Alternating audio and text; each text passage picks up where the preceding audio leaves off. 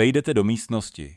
Ještě jste neřekli ani slovo a někdo na druhém konci místnosti začne vysvětlovat rozhodnutí, na které jste se vůbec neptali. Kolega se zasměje trochu moc rychle něčemu, co vlastně ani nebylo tak vtipné. Kamarád se na vás uprostřed věty neustále dívá, jako by si ověřoval, jestli s ním souhlasíte. Nic jste neudělali. Jen jste tam byli a nějak to stačilo. Většina lidí si myslí, že zastrašování vychází z agresace, z dominace, z někoho hlučného, kdo si vynucuje pozornost a zabírá více prostoru, než mu bylo dáno. O tom ale dnes mluvit nebudeme. Existuje tišší druh přítomnosti, takový, který nevyžaduje pozornost, ale přesto ji přitahuje. Takový, který nikoho neohrožuje a přesto některé lidi hluboce znepokojuje, aniž by padlo jediné slovo. Psychologové tomu říkají neverbální psychologická dominance. A lidé, kteří ji mají, si to téměř nikdy neuvědomují. A tady je to, co je na tom skutečně zvláštní. Lidé, kteří mají tento vliv, obvykle nebývají ti nejhlasitější v místnosti.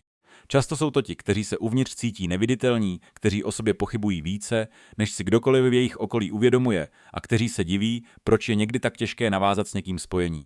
Stejná přítomnost, která znepokojuje ostatní, je to samé, co je tiše izoluje. Dnes vám chci ukázat 7 znaků, že máte tento druh přítomnosti a co vás to ve skutečnosti stojí. Znak první. Nehledáte uznání a lidé to cítí. Na nic si nehrajete. Nepřizpůsobujete svůj výraz, abyste si ověřili, jak to na ostatní působí. Nesledujete místnost, abyste se ujistili, že se lidem líbí, co vidí a lidé to vycítí. Ne proto, že jste chladní, ne proto, že jste arrogantní, ale proto, že skutečná soběstačnost je tak vzácná, že ji většina lidí nikdy nezažila zblízka. Běžný člověk neustále, často podvědomě hledá zpětnou vazbu, kývnutí, úsměv. Malý signál, že to, co dělá, je přijatelné. Když od vás tuto zpětnou vazbu nedostanou, ne proto, že byste jim ji odepírali, ale proto, že tak prostě nefungujete, něco se v nich aktivuje. Ticho, které jste po sobě zanechali, vyplní vlastní úzkostí. Předpokládají, že váš klid je odsouzení. Vaše vyrovnanost je nesouhlas. Vaše soběstačnost je tak trochu verdiktem nad jejich potřebou ujištění. Nic jim neděláte. Jste prostě jen sami sebou. A už jen to je jedna z nejvíce zneklidňujících vlastností, jaké člověk může mít. Znak druhý. Ticho je vám příjemné. Většina lidí spěchá, aby ticho zaplnila. Ne proto, že by měli na srdci něco důležitého, ale protože v nich ticho vyvolává úzkost. Mají pocit, že se něco pokazilo, že se vztah hroutí, že se jim nepodařilo udržet spojení. A tak mluví. Vyplňují prázdnotu. Žehlí ticho slovy, která nic neznamenají, protože to nic je nesnesitelné. Vy sedíte v tichu jinak. Pro vás je to jako prostor, jako místo pro přemýšlení, jako přirozená pauza mezi jednou skutečnou věcí a druhou. Nepředstíráte pohodlí. Je vám skutečně dobře. A pro někoho, kdo nikdy nezažil ticho bez úzkosti, to působí nečitelně. A to, co je nečitelné, vnímají někteří lidé jako hrozbu. Ne proto, že byste to tak mysleli, ale proto, že váš klid odhaluje jejich vlastní nepohodlí. A lidé málo kdy odpustí někomu, kdo to dokáže, aniž by se o to vůbec snažil. Znak třetí. Lidé se před vámi obhajují, aniž byste se jich ptali. Položíte jednoduchou, upřímně zvědavou a zcela nevinnou otázku. A jako odpověď dostanete celý odstavec ospravedlňování. Nikoho jste nesoudili. Nikoho jste nevyslýchali. Jen jste se zajímali. Ale něco v kvalitě vaší pozornosti, v tom, jak skutečně nasloucháte, místo abyste jen čekali, až na vás přijde řada, v tom, jak si všímáte toho, co nebylo řečeno, stejně jasně jako toho, co řečeno bylo, vyvolává v lidech pocit, že jsou hodnoceni. Takže vysvětlují, ospravedlňují se, obhajují rozhodnutí, která jste nikdy nespochybnili. Psycholog Albert Mehrabian zjistil, že více než 55% komunikace je neverbální. Než promluvíte, vaše přítomnost už něco řekla. A vaše přítomnost říká, dávám pozor, jsem skutečně tady, vidím, co se doopravdy děje. Pro lidi, kteří jsou zvyklí, že jsou viděni jen z části, působí taková míra pozornosti jako odhalení. A jejich vysvětlování ve skutečnosti není určeno vám. Je určeno jim samotným. Je to způsob, jak zvládnout nepohodlí z toho, že jsou plně vnímáni někým, kdo si věcí skutečně všímá. Na chvíli se zastavme. Protože všechno, co tu dosud zaznělo, zní jako síla a také jí je. Má to ale i druhou stránku, kterou je třeba pojmenovat. Stejná přítomnost, která vám dává tuto tichou sílu, je také tím, co stěžuje určité druhy vztahů více, než by mělo. Lidé si do toho, co nedokážou přečíst, promítají vlastní pocity a většinou je to jejich vlastní strach. Předpokládají, že vaše ticho je nesouhlas a vaše vyrovnanost je chlad. Vaše soběstačnost je arogance, vaše hloubka je odsouzení. Nic z toho není pravda. Ale to je to, co si o vás myslí, ještě než vůbec promluvíte. A pokud máte tento druh přítomnosti, pravděpodobně jste to postupem času pocítili. Ten pocit, že si lidé udržují mírný odstup, že jsou přátelští, ale opatrní. Že navázání blízkosti trvá déle, než by se zdálo přiměřené. Že vás respektují, ale nevždy vás osloví. Přítomnost, která znepokojuje místnost, je ta samá přítomnost, kvůli které v ní můžete zůstat stát úplně sami.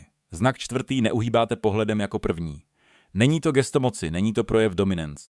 Jste prostě jen přítomní. Skutečný oční kontakt je jedna z nejintimnějších věcí, kterou mohou dva lidé sdílet.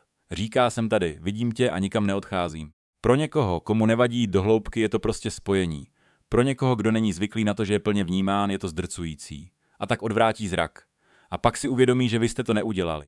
A něco z toho v nich zůstane způsobem, který nedokážou tak docela vysvětlit. Znak 5. Říkáte ne bez zbytečného vysvětlování. Většina lidí balí své ne do tolika zjemňujících frází, že to už sotva vnímáte jako nějakou hranici. Omlouvají se dřív, než ho vůbec vysloví. Přidávají důvody, výhrady a ujištění. Ujišťují se, že druhá osoba ví, že toto není osobní, že se jí to netýká, že přichází s plným pochopením pro vzniklé komplikace. Vy řeknete ne, protože to je vaše odpověď a to ne proto, že jste drsní, ne proto, že by vám nezáleželo na citech toho druhého, ale protože máte dostatečně jasnou představu o svých vlastních hranicích a nepotřebujete o nich nahlas vyjednávat. Tento druh upřímnosti je vzácnější, než si většina lidí uvědomuje a znepokojuje to lidi, kteří nikdy nezažili hranici, která by nebyla doprovázena omluvou. Protože ne bez vysvětlení od nich něco vyžaduje. Vyžaduje, aby ho přijali bez útěchy, že je jim někdo provede. A ne každý ví, jak to udělat. Znak 6. Lidé se před vámi cítí odhalení, aniž byste se o to snažili. Více pozorujete, než mluvíte. Všímáte si toho, co ostatním uniká. Lehkého napětí v něčím hlase, které neodpovídá jeho slovům. Způsobu, jakým se změnila něčí energie, když přišlo na určité téma. Toho, co zůstalo nevyřčeno a co bylo důležitější než všechno, co bylo řečeno. Neděláte to proto, abyste někoho nachytali. Jen dáváte pozor tak, jak dáváte pozor vždycky. Ale lidé, kteří to jen hrají, kteří nosí verzi sebe sama, která není tak docela skutečná, to okamžitě vycítí. Ne proto, že je na to upozorníte, ne proto, že byste vůbec něco řekli, ale proto, že vaše vnímavost odstraňuje ten pohodlný předpoklad, že jejich představení funguje. A když maska přestane fungovat, mají lidé na výběr ze 2 možností. Sundat ji, nebo se distancovat od člověka, kvůli kterému mají pocit, že jim padá. Většina lidí si vybere distanc a vy pak přemýšlíte, co jste udělali špatně. Znak 7. Prožíváte všechno mnohem hlouběji, než kdokoliv ve vašem okolí tuší. Za tímto klidem se skrývá někdo, kdo zpracovává svět v hloubce, která může být skutečně vyčerpávající. Všímáte si toho, co nebylo vyřčeno. Cítíte změnu v místnosti dříve, než si to kdokoliv jiný uvědomí. Nesete emocionální tíhu interakcí ještě dlouho poté, co skončili. Přehráváte si rozhovory v hlavě. Vnímáte skryté proudy. Cítíte věci, kolem kterých většina lidí projde bez povšimnutí. Psychologové tomu říkají vysoká citlivost smyslového zpracování. Znamená to, že váš nervový systém přijímá více informací, než je obvyklé, více detailů, více emocionálních dat, více neviditelné textury každé interakce. A přesně proto má vaše přítomnost takovou váhu, protože hloubku ucítíte dříve, než jí porozumíte. Lidé nevždy vědí, proč na vás reagují jinak. Jen vědí, že je něco jinak. Jen vědí, že dáváte pozor způsobem, jakým to většina lidí nedělá. A že vidíte věci, u kterých by byli raději, kdyby zůstaly neviděny. Nikdy jste se nesnažili někoho zastrašit. Jen jste zůstali opravdoví ve světě, který odměňuje přetvářku. Zůstali jste přítomní, když to ostatní jen předstírali. Nepřizpůsobili jste se, abyste atmosféru v místnosti udělali příjemnější. A už jen to vaše obyčejná, nekompromisní opravdovost stačila k tomu, aby znejistila lidi, kteří zapomněli, jak vypadá skutečnost. Nejste příliš, nejste komplikovaní, nejste chladní. Jen jste zapomněli předstírat. A ve světě plném lidí, kteří jen něco hrají, je to ta nejvíce izolující a zároveň ta nejmocnější věc, jakou můžete být. Který z těchto 7 znaků vám nejvíce připomínal něco, co prožíváte, ale neměli jste proto slova? Napište to do komentářů. A pokud má někdo ve vašem životě takovou přítomnost, takovou, kvůli které máte potřebu se obhajovat, aniž byste věděli proč, sdílejte to s ním. Protože lidé, kteří nejvíce znepokojí své okolí, většinou jako poslední chápou proč.